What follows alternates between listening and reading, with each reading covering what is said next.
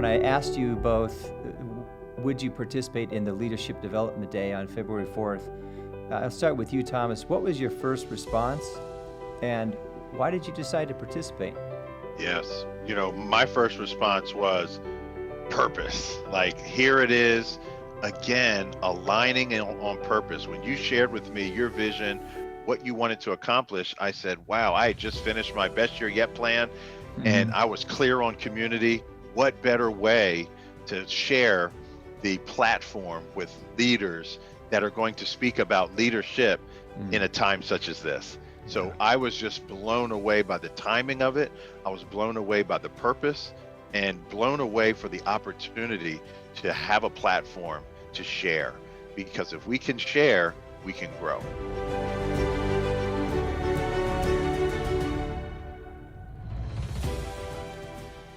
My name is Thomas Ramsey, Relationship Lead and Facilitator with Intera. Intera means several things.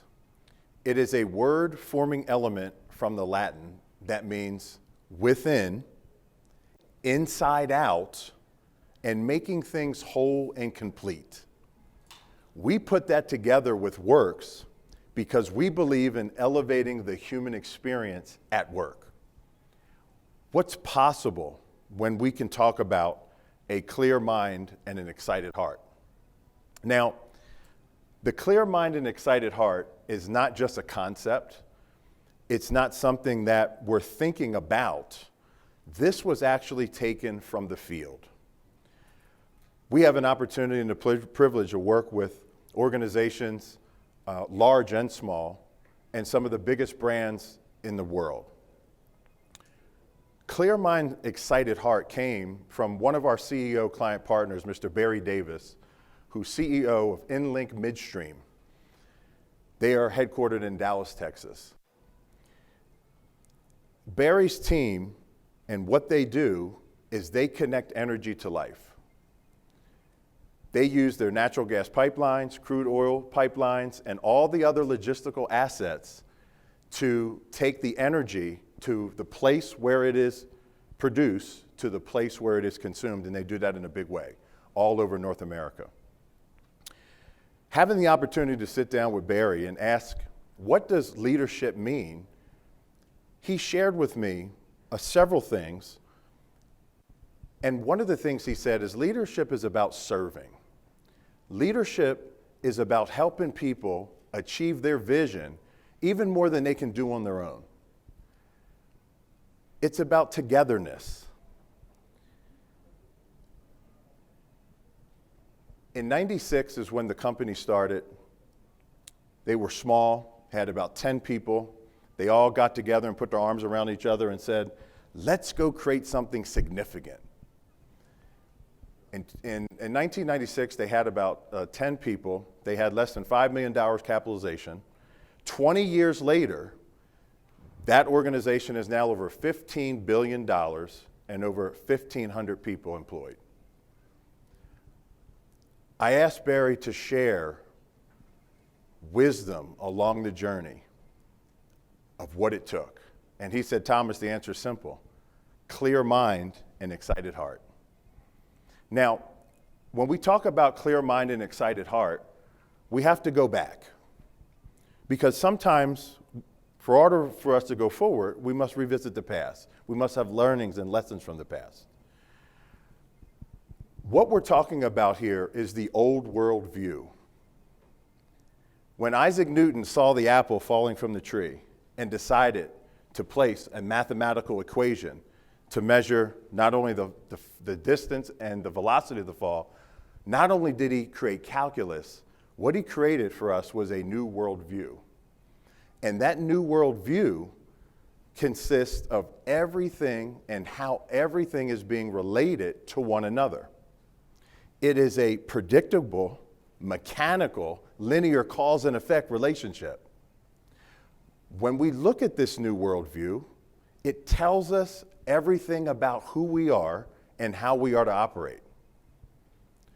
Newtonian physics is the study of everything larger than the subatomic. In other words, we are looking at the world and all of its compartments based on the atom and the molecule structure and larger. That includes us. But this is where we started, but it's not finished. There's more to the story. What happens is we've taken this old world view and we've put it and overlaid it as a structure for our business, our organizations. This idea that all things can be taken apart, put back together, and that more importantly, that if we concentrate on the small part, we'll have better understanding of how when we put all the parts back together again, how they work and complement one another. Now, this was the old model. Think about that assembly line. Think about how we've structured governments. Think about how we structured schools and education. Think about how we structured our organization, where we're just bringing people through an assembly line, not understanding the limiting beliefs that they may be facing, not understanding the social and emotional development. It's almost like in education, we're going through a checklist. The reason why we're doing that is because that was the great start, but there's more to the story. When we look at modern day medicine and science, the human body, we have many parts, right? The heart has a specific function in the body to pump blood, to flow to all the other organs. The brain, to think, the mind, will, and emotion, right? If I had a heart problem, I would go see a cardiologist. If I had something wrong with my brain and mind, I would want to see a neurologist, right? If I had a stress fracture, I would want to see an orthopedist. So look what we've done is we've broken everything down into their individual components again in everything that we do. You can see the mechanistic way of how everything flows together. What happens now is that a specialist will address an individual need in the body, prescribe a drug or medicine, and then have to prescribe another prescription to offset the side effects of the first prescription. This is the way that we've been doing things. It was a good start, but there's more to the story. Think about how our current organizations are structured, our paradigms, what we believe is true. Everything is put into a neat little box. Everything has its own component. Think about how we even talk and make assumptions about the organization, right? Let's not worry about any distractions, and change is to be avoided at all costs, right? People are just a cog in the wheel. We've heard this. Top down, right? That's how we have assumptions about our business. What are some of the specific language that we use in organizations? Departments, divisions, everything is modeled after the Newtonian mechanicalistic practice.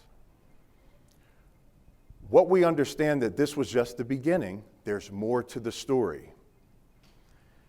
Where does that leave the individuals in the workplace? Disconnected, isolated, and lonely. We're looking at reports in the US. We have over 20,000 US adults participated in a survey. More than half said they are deeply struggling with loneliness, fear, and isolation. These are epidemic levels. Right now, we have the pandemic, where we were told to socially distance. But really what we needed was physical distance, but keep the social interaction. We need to have the connectedness together. We need to be supported. When you talk about things that are predictable, what's nice about predictability is it's great when you know where you are and going and what to expect. That means things are safe. It's predictable, right?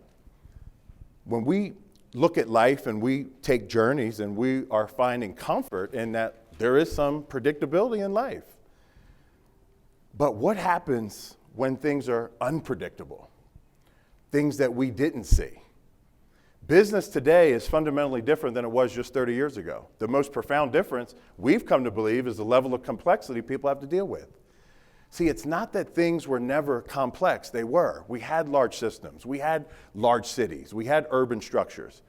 But now the complexity is touching every fabric of the organization and individuals. The things that we make, the products that we design, everything is interconnected and interdependent on one another, by definition, making it more complex. When we talk about technology and the revolution of technology over the past few decades, technology is the tool that needs to be manipulated, but we are the individuals that have the control for it. The big question is, how can organizations be more effective in the face of constant change and disruption with complexity? How can we live with a clear mind and excited heart? How can we be more resilient amidst the complexity? We need to have a new worldview. Now, I believe this new worldview is just as powerful as the earth was flat, and now we know it is a sphere. This is where we are. We have to really look and see, what is this new worldview? What does it look like? Barry Davis and his team understood and saw something different, and that's why they were able to manifest something significant. When we talk about this new worldview, this is a worldview where everything is interconnected and interdependent with one another. This is about relationships and the space between the relationship. This is about integration. This is about us being cohesive as a unit. This is about a holistic approach. So when we start talking about a clear mind and excited heart, it's a new view that we need for the future. In this new view, we must have both logic and reason mixed with creativity and innovation. That's the secret. We have to have all those together to create this new view. When we can have a new view where no longer isolation, where people feel that their vision is being supported, now we've created something substantial and significant. When we talk about energy, energy must flow through the organization. How does energy flow through the organization? Through love. Margaret Wheatley said, love is the most potent source of power. And she's absolutely right. That's where the energy has to come from. What we're doing is we're keeping a clear mind and excited heart for the future. When you look at where we've been and look where we're going, you can see the stark difference on the diagram. Look at the individual component. Everything was top down, cogs in the wheel. If I take out one at the bottom, what changes? Nothing, because everything is set at the top. Language again, driving results, right? By the way, that's a little masculine and domineering when we really think about that terminology, because that's no way to motivate a human being.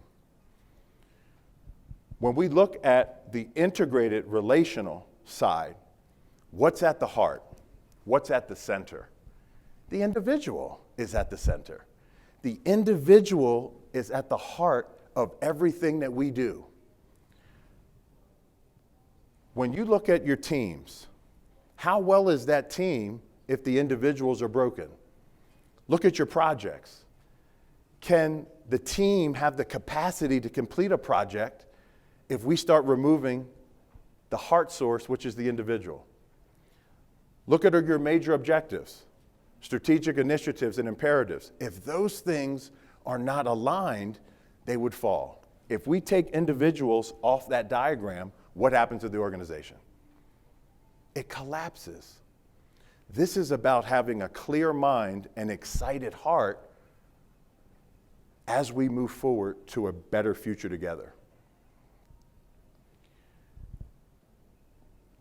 Love and the power of the heart is very powerful.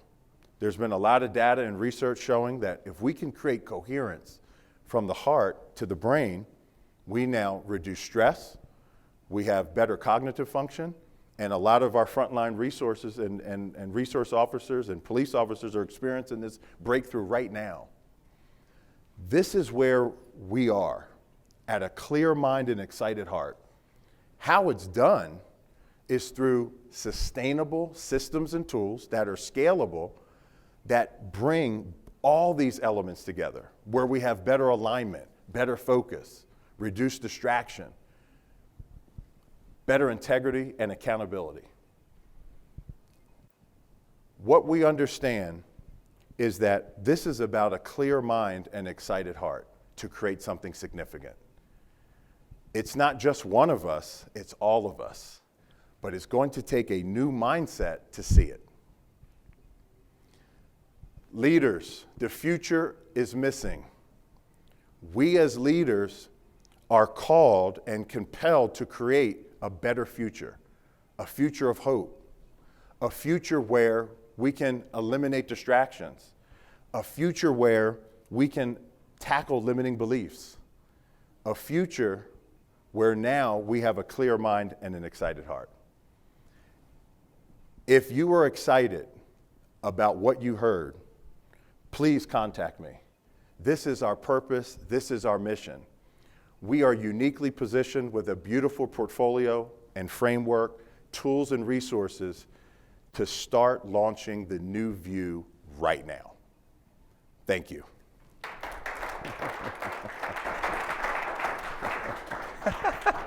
Thank you, sir. Oh, when I met this young man 3 years ago, when we were joining forces in InteraWorks, in fact, we did some work together in Austin. Yes, we did. And your heart just comes pounding out of your chest. You're so authentic and believable. Thank you. And when he says, if you're interested, and I know you are, look him up, look them up. I can vouch for the power and the beauty and the consistency of work that InteraWorks does. And again, we thank you guys being a partner. Thank you. Thomas, what do you want us to do better tomorrow? Be honest with us. Before he answers, I want to tell you, Kobe was mentioned earlier today. This gentleman played basketball with Kobe Bryant in high school. Yes, sir. So, yeah, you're not infamous. You're just famous. Very good. So tell us, what should we do better tomorrow, Thomas? Just give it to us. Yep. What I'd like for you all to challenge yourself with is take some time to reflect. What does a clearer mind look like for us all? Because even though we're in a new year, and Greg, you and I talked about this before, we're in a new year, but a lot of times we're bringing the leftover garbage from last year into this year's dining room. Yeah. Let's talk about clearing up some distraction, and then we can focus on what's in our heart. Yeah. What are we passionate about? Where can you go and help somebody else's vision become a reality? Beautiful. That's what I want us to really think about and take away from the session. Yeah, let's get cleaned up so we can get moving. That's right. I call it keeping the crap out of your backpack. Rabbi Jordy have a little different view of the backpack. I don't believe it's baggage, but I believe it sometimes we're carrying so much around in our head and our heart and our gut that we don't take a chance to reach in there and say, is this really useful? Yeah. Nope, let's get rid of it. There you go. Thomas Ramsey, I can't thank you enough. Thank you. Thank you, Greg. Thank you, brother. Thank you. The Leadership Development Day has been absolutely fantastic. I've heard every speaker come and talk about how important our relationships are with one another, how important it is to have integrity, how important it is to acknowledge one another, open communication, and just so many nuggets were shared for us as leaders to now go and continue to share in our respective fields, in our respective cities, in our respective states. This is just such an honor for me to be a part of this, because every time we share, we grow. When we grow, we are strengthening our hearts. It's not going to be done individually. It's going to be done collectively together as a strong community. The Leadership Development Day provided that opportunity for voices to be heard, hearts to be felt. I will leave here with a clear mind and an excited heart for 2021.